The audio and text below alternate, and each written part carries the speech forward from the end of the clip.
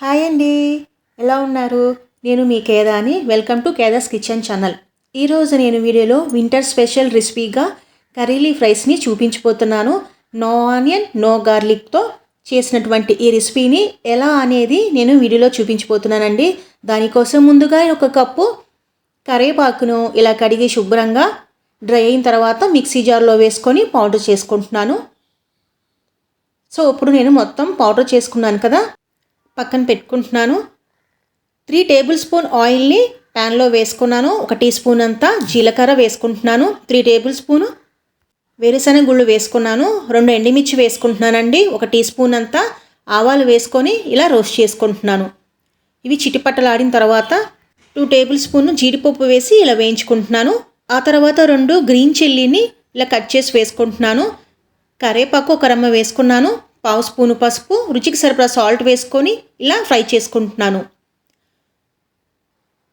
ఇలా ఒక 10 సెకండ్స్ తర్వాత వేగిపోయింది కదా, పక్కన పెట్టుకున్న కరివేపాకు పొడి వేసుకుంటున్నాను. పచ్చివాసన పోయే వరకు ఇలా రోస్ట్ చేసుకుంటున్నాను.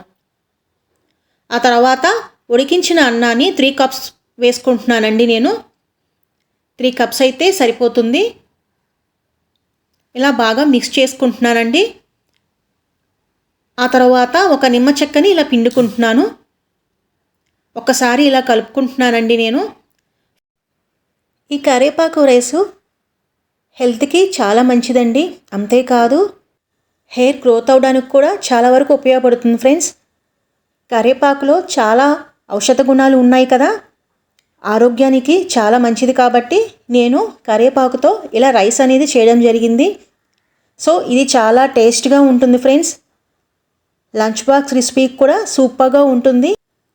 సో రైస్ రెడీ అయిపోయింది కదా, నేను ఒక బౌల్లో సర్వ్ చేసేసుకున్నాను. వేడివేడిగా తింటే ఈ వింటర్లో చాలా అద్భుతంగా ఉంటుందండి. ఫ్రెండ్స్, మరికొన్ని వీడియోస్ కోసం నా ఛానల్ని సబ్స్క్రైబ్ చేయండి, లైక్ చేయండి, షేర్ చేయండి.